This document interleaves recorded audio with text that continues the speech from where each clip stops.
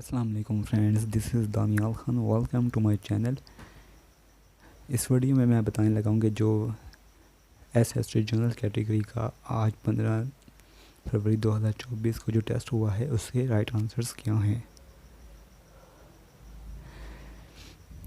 जो new viewers हैं उनसे दरख्वास्त है कि मेरा चैनल सब्सक्राइब कर लें ताकि जो भी गवर्नमेंट जॉब्स के हवाले से इंफॉर्मेशन है, चाहे वो पंजाब पब्लिक सर्विस कमीशन के थ्रू है या सिंध पब्लिक सर्विस कमीशन के थ्रू है या केपी पब्लिक सर्विस कमीशन के थ्रू है या फेडरल पब्लिक सर्विस कमीशन के थ्रू है, उनकी एडवर्टीज़मेंट, उनके टेस्ट और उनकी इंटरव्यूज़ के हवाले से आपको इन्फॉर्मेशन मिलती रहे।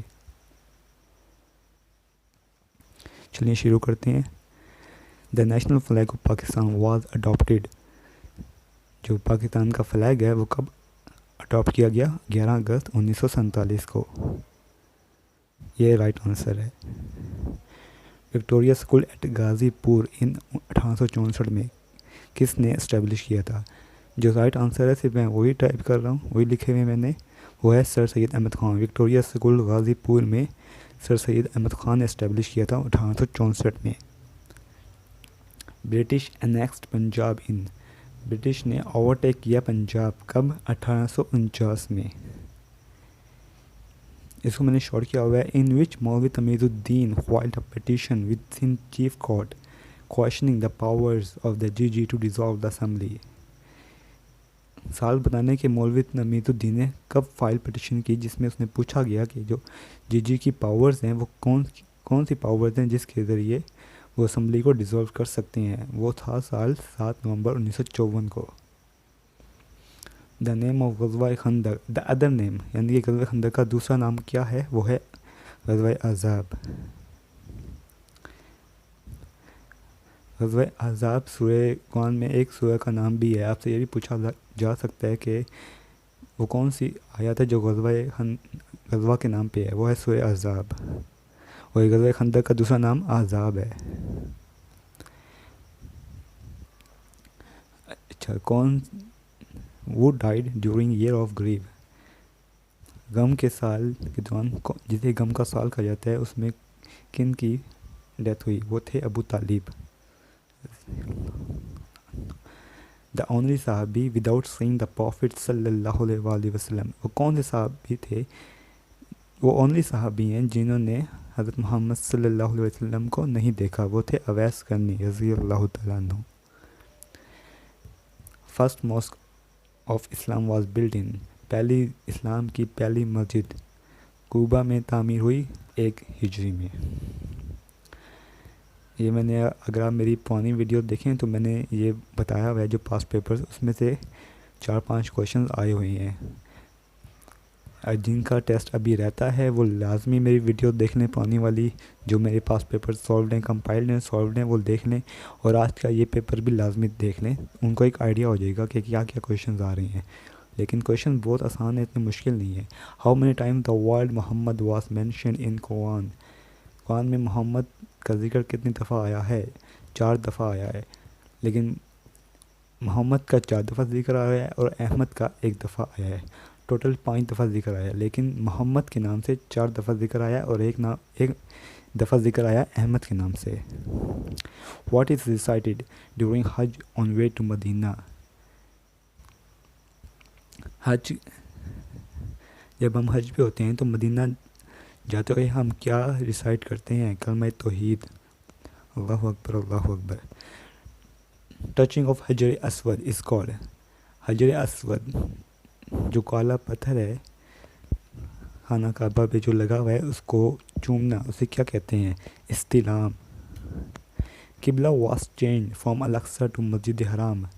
किबला कब चेंज हुआ? किबला 2 हिजरी में चेंज हुआ, शबान में।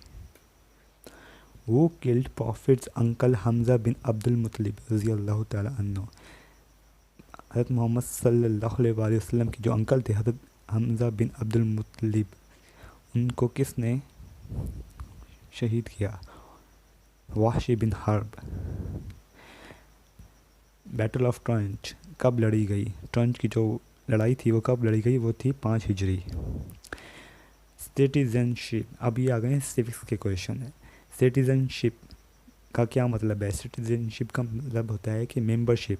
एक कम्युनिटी है, ये हमारी जो सोसाइटी है ये कम्युनिटी है, और हम इस जो हमारा आईडी कार्ड है वो एक मेंबरशिप है, और उस आईडी कार्ड के ज़रिए हमें कुछ राइट्स और कुछ ड्यूटीज़ हमें उसको अदा करने पड़ते हैं। जो सिटीजनशिप होती है वो कम्युनिटी में एक मेंबरशिप की तरह होती है, जिसमें हमें कुछ राइट्स भी मिलते हैं और उसके अगेंस्ट हमें कुछ ड्यूटीज़ भी पे करनी पड़ती हैं। तो ये है citizenship.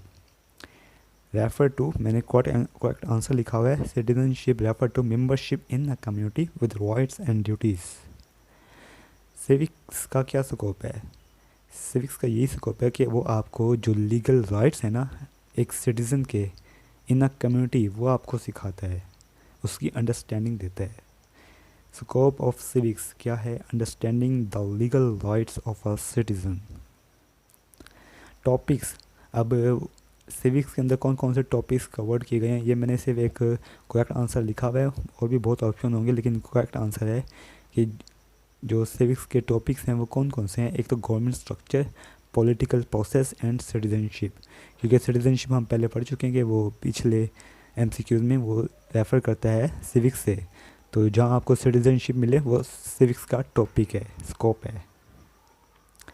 Civics education impacts individuals, जो सिविक्स एजुकेशन है, सिविक्स की जो तालीम है वो किस तरह इंडिविजुअल पर इम्पैक्ट करती है?